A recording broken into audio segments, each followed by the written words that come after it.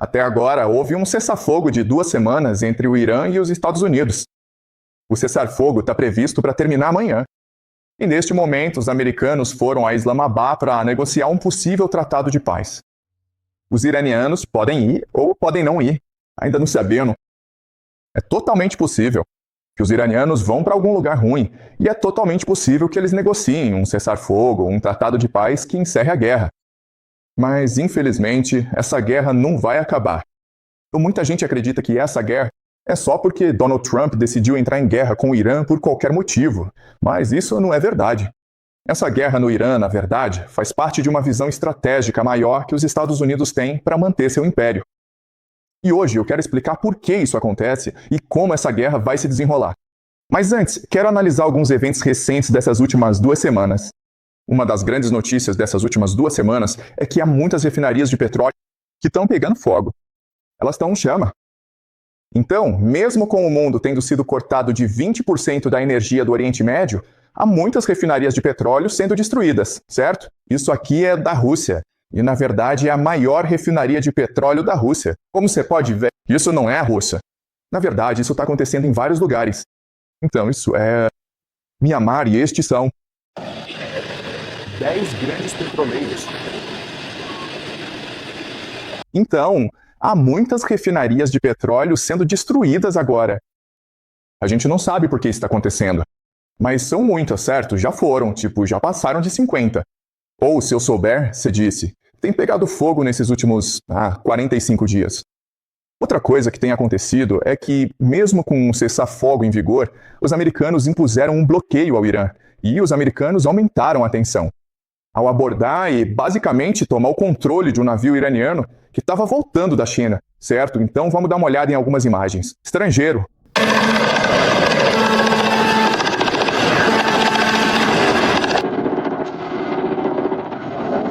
O que aconteceu foi que o navio iraniano estava voltando da China e os americanos suspeitavam que o navio transportava combustível importante e componentes para mísseis balísticos. Os americanos tentaram abordar o navio não parou, os americanos atiraram no motor e então embarcaram no navio com forças especiais. Certo, e isso seria considerado um ato de pirataria. E um pouco antes disso, o secretário da guerra, Peter Hegseth, ele já havia reclamado que é preciso deixar os navios navegarem livremente pelos mares. Mas ele também disse que provavelmente não tem problema os americanos roubarem navios. Para deixar claro, ameaçar disparar mísseis e drones contra navios comerciais que estão transitando legalmente. Em águas internacionais, isso não é controle. Isso é pirataria. Isso é terrorismo. Lá na Venezuela. Certo, então você entenderam. Então, o fato de o Irã ter fechado seus próprios movimentos e treinado para atacar navios com drones e mísseis balísticos, isso está errado. Isso é pirataria. A não ser que os americanos façam isso, certo? A não ser que os americanos façam isso. Bem, então atentos a isso e continua porque 2 petroleiros, durante a noite, foram apreendidos pelos Estados Unidos da América sem bandeira ou sancionados. Porque o bloqueio do petróleo, a quarentena do petróleo de navios não autorizados, sem bandeira ou sancionados, continua. Essa pressão vai continuar, como o secretário Rubio explicou, como você viu hoje. Faz sentido? É errado que o mundo seja pirata e apreenda navios, mas para os Estados Unidos está tudo bem. Isso porque os Estados Unidos são quem dita as regras para o mundo. Claro. Sendo assim, fica evidente que esta guerra não está se desenvolvendo de uma forma favorável para os Estados Unidos neste exato momento. Este é Rick Scott, senador pela Flórida. Ele explica que, na verdade, não importa se a guerra não está indo bem para os Estados Unidos, porque o que está acontecendo é que estamos prejudicando a China. E isso é o que importa. Como você se sente em relação à guerra no Irã, que está meio que em cessar-fogo agora? Como você acha que isso está indo? Os Estados Unidos deveriam encerrar isso, sair de lá agora? Ou você acha que ainda há mais a ser feito por lá? Valorizo o Trump combatendo armas nucleares. Não quero morrer por uma arma nuclear do Irã. Eles queriam matar os Estados Unidos. Apaziguar valentões nunca funciona. Nunca funcionou para mim. Então eles queriam matar os Estados Unidos. Então eles estão chegando perto de estar em uma posição de matar os Estados Unidos. E basicamente eles têm matado americanos. Então eu acho que o que o Trump fez foi a coisa certa. Agora, eu penso o seguinte. Ele precisa colocá-los em uma posição em que eles não tenham capacidade de fazer armas nucleares ou mísseis balísticos. Acho que é para esse caminho que temos que ir. Eu não sei qual vai ser a abordagem certa. Acho que bloquear as movimentações diretas está ótimo do meu ponto de vista. Se nunca mais o petróleo for para a China e a economia deles foi destruída, esse seria um dia realmente maravilhoso para mim. Ok? Vocês entenderam? Os americanos podem perder esta guerra, mas se o resultado final for que a China não receba mais petróleo do Oriente Médio e sua economia seja destruída, terá valido a pena. Tudo bem? Bem, mesmo agora, mesmo nesta fase avançada, cerca de 50 dias após o início desta guerra, os americanos ainda não explicaram por que essa guerra começou. Esta é Karen Leavitt, e um repórter perguntou-lhe novamente por que começou esta guerra. E esta é uma resposta. O presidente disse ontem, pela primeira vez, que teve de atacar o Irã porque acredita que o Irã iria atacar os Estados Unidos. Metas a serem atingidas em até 7 dias. E depois ele reduziu esse prazo para 3 dias. De onde ele tirou isso? Ué, essa não é a primeira vez que o presidente afirma ter optado por lançar a Operação Epic. Fúria, porque ele achava que o Irã atacaria primeiro os Estados Unidos e nossos recursos na região. Novamente, abordei este assunto na última reunião informativa. Essa era uma sensação que o presidente tinha com base em fatos. Fatos que lhe foram apresentados. Portanto, era uma sensação baseada em fatos. Ok, é por isso que Trump começou essa guerra. O próprio Trump tem dado sinais contraditórios. Ele disse que esta guerra vai terminar em breve. Ele também disse que essa guerra vai continuar. Tudo bem, então ele mudava todos os dias. Notícia de 20 minutos atrás, mas parece que as coisas estão indo muito bem no Oriente Médio com o Irã. Saberemos em breve. Estamos negociando durante o fim de semana. Como vocês sabem, estamos em situação de bloqueio. O bloqueio foi muito bem sucedido. E as 5 semanas que antecederam o bloqueio também foram igualmente bem sucedidas. A combinação era bastante letal. Eu diria que sim, saberemos muito em breve. Então ele está dizendo, esta guerra está indo muito bem, devemos ter um cessar-fogo em breve. Ok. E aí, talvez 1 hora depois, ele diz, acho que preciso bombardear o Irã. Então, há muitos sinais contraditórios vindo do Trump. E o que eu quero mostrar para vocês hoje, o que eu quero argumentar para vocês hoje, é que vocês precisam ignorar esses sinais e focar na estratégia americana mais ampla nesta guerra. E, uma vez que você entende essa estratégia, fica muito fácil para os Estados Unidos entender como essa guerra vai se desenrolar nos próximos anos. Porque essa guerra não vai acabar tão cedo. Não vai durar apenas alguns meses. Provavelmente vai durar alguns anos. E, para ser bem sincero, pode levar 10 ou 20 anos. Certo, então vamos dar uma olhada em mais algumas notícias. Como eu mencionei anteriormente, refinarias de petróleo estão sendo sabotadas, seja por acidente ou de propósito. O que isso mostra para os Estados Unidos é que, nos últimos 45 dias, houve pelo menos 45 incidentes registrados ao redor do mundo de refinarias de petróleo sendo incendiadas. Certo. Então o Irã foi bombardeado pelos israelenses, e depois os israelenses responderam atacando o Catar. A Rússia está sendo atacada pela Ucrânia, e o grande destaque é que, na Austrália, em Dillon, uma das refinarias pegou fogo, e eles alegam que foi um acidente. Isso é importante porque a Austrália está envolvida em guerra. Mas a Austrália precisa de muito petróleo. Então, neste momento, a Austrália está com muitos problemas. A Romênia, Bucareste também foi atingida. A Índia foi atingida. Mianmar foi atingido. Então, ao redor do mundo todo, esses incêndios estão acontecendo, destruindo o suprimento mundial de petróleo. Por que isso está acontecendo? E quem está fazendo isso? Nós não sabemos e, para ser bem sincero, talvez nunca saibamos. Mas para descobrir a resposta, você sempre se pergunta: quem se beneficia, certo? E você sempre olha para 3 coisas: meios, motivo e oportunidade. E a partir disso, dá para perceber que a maioria desses incêndios está sendo provocada. Estão sendo provocados deliberadamente para reduzir o suprimento mundial de petróleo. E as pessoas que podem fazer isso, as pessoas que se beneficiam disso, são os russos ou os americanos, certo? Uma dessas duas.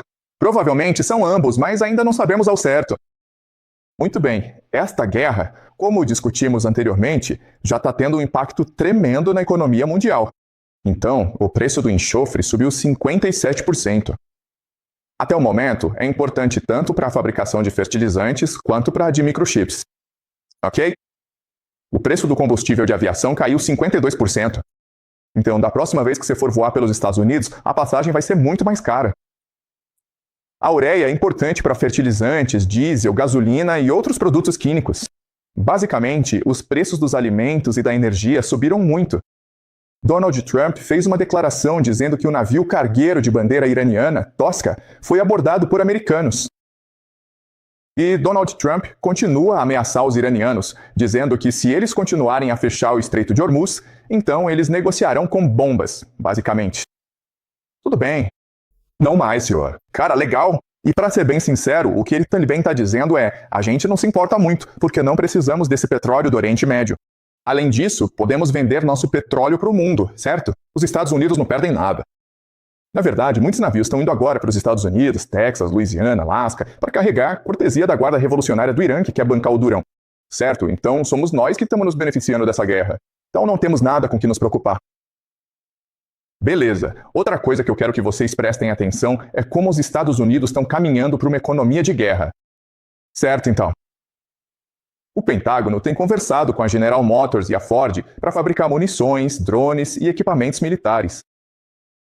Beleza, isso foi a última vez que aconteceu na Segunda Guerra Mundial, quando os Estados Unidos partiram para a guerra total.